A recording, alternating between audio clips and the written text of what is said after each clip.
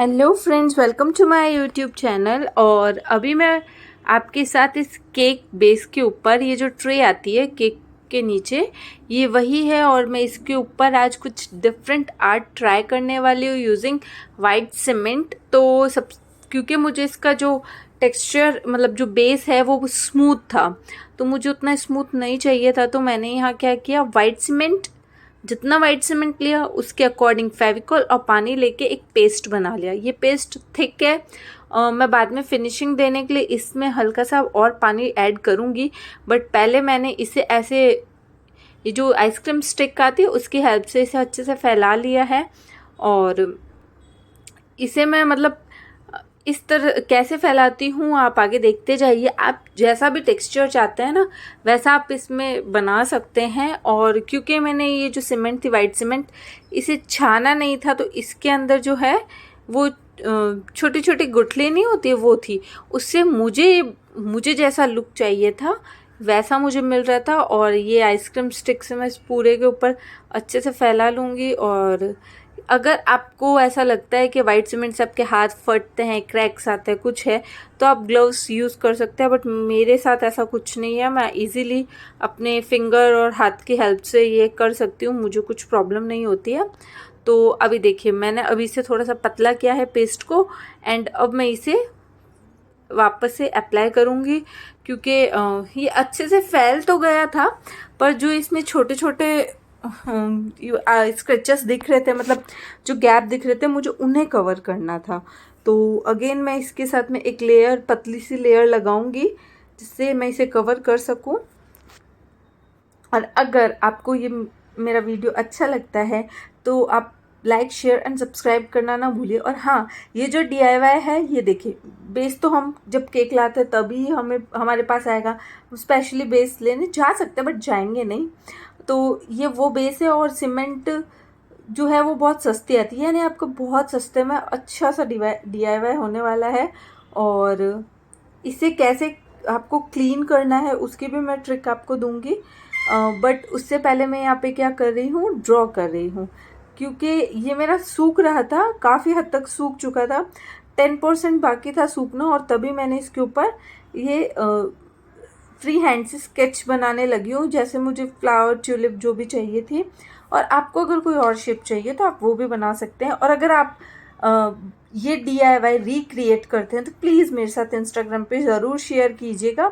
बहुत अच्छा, सस्ता और मुझे बहुत अच्छा लगा। अब मैं यहाँ पे जो है फ्लावर को 3D इफेक्ट देने के लिए मैंने सीमेंट का ही कोन बनाया है।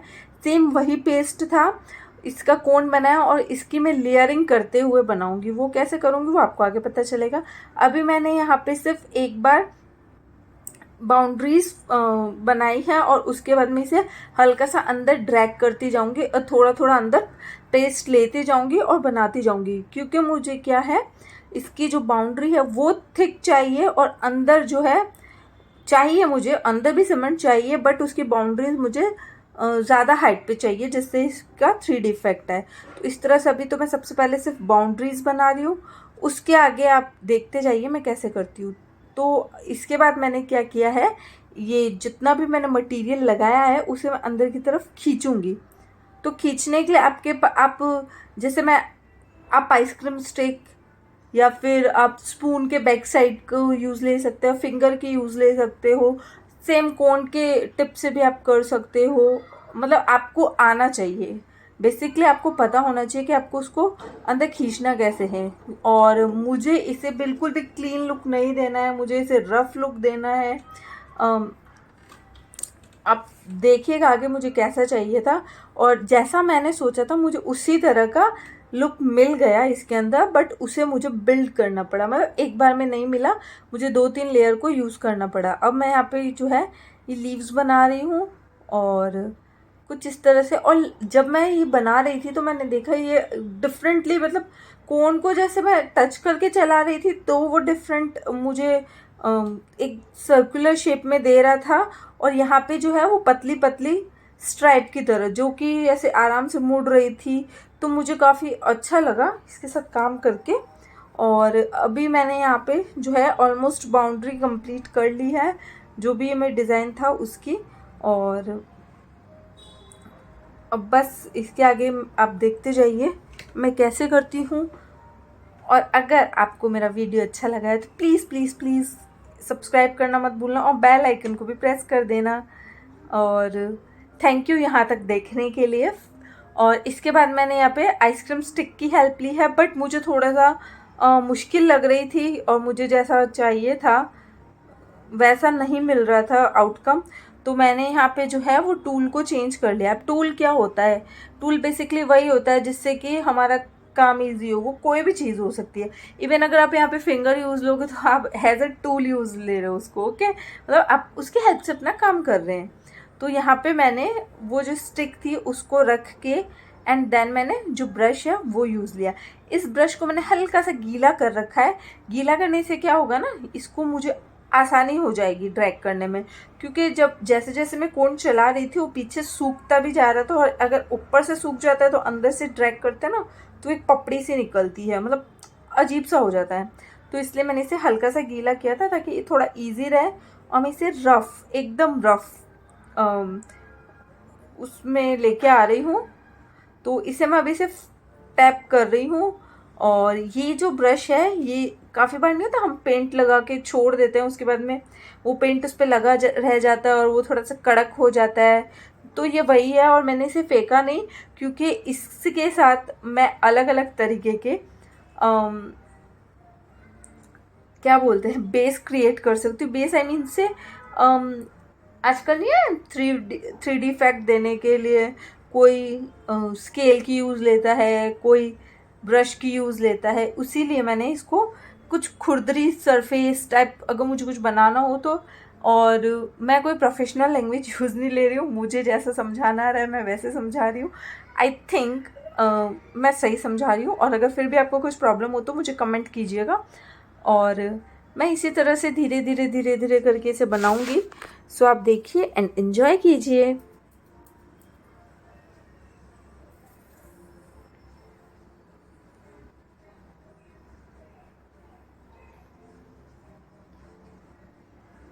एंड बाय द वे मैंने इस तरह का आर्ट कुछ डिफरेंट देखा है, इस तरह का नहीं देखा है। और ये जो क्रिएट कर रही हूँ मैं अपना क्या बोलते हैं अपने खुद के सेंसेस से कर रही हूँ। हम क्या करते हैं ना काफ़ी बार इंस्पायर होके बनाते हैं। तो इंस्पिरेशन है मेरी ये आजकल 3D जो भी वॉल डेकोर चल रहे हैं उनसे इंस्पायर्ड होके बनाई है। बट ये थोड़ा डिफरेंट अपना दिमाग भी लगाया मैंने इसमें। ओके, और अब मैंने जैसे आपको बोला मुझे थिक बाउंड्री चाहिए थी तो मैं कोन को फिर यूज़ कर रही हूँ। और इससे मैं क्या कर रही हूँ डबल लेयरिंग कर रही हूँ और उसको मैं वापस ड्रैग करूँगी। तो अब आप समझ सकते हैं कि मैं एक्चुअल में करना क्या चाह रही हूँ।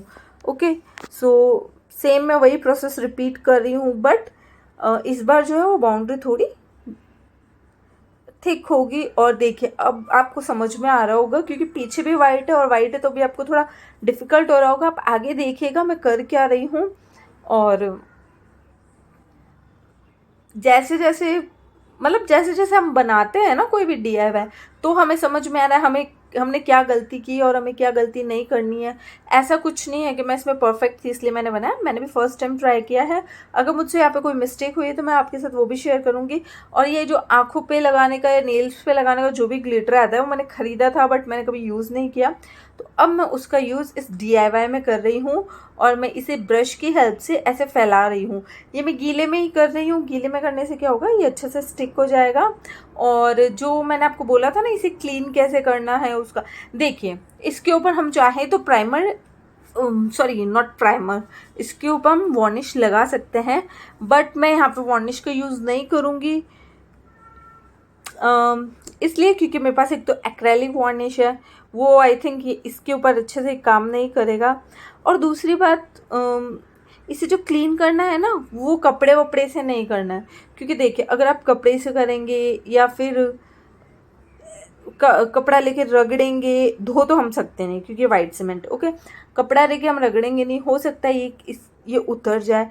तो हमें क्या करना है सिंपली जो हमारा पुराना टूथब्रश होता है वो यूज़ लेना है और उसको हल्के हल्के हाथ से, या फिर जो ये मैं ब्रश यूज़ नहीं ले रही थी जिससे मैंने ग्लिटर डाला था उसी तरह का अगर आपके पास कोई ब्रश हो तो उससे आप इसको झाड़ दें, उससे ये अच्छे से साफ़ हो जाएगा और इनफ होगा। और आप वैसे भी अगर टाइम टू टाइम इन्हें साफ़ करते रहेंगे तो इतना ज़्यादा ख़राब नहीं होगा। और ये जो आप पास में ये देख रहे हैं ना ढक बोतल का जार का ढक, ये भी मैंने बनाया था और इससे मैंने वॉश भी किया है। तो आप मुझे बताइएगा अगर आप जानना चाहते हैं कि क्ले से बनी हुई चीज़ों को कैसे क्लीन करते हैं, तो मैं वो टिप्स आपके साथ शेयर ज़रूर करूँगी, क्योंकि इसे इस तरह से तो क्लीन नहीं करते कि धो ना करना, उसकी भी एक ट्रिक होती है।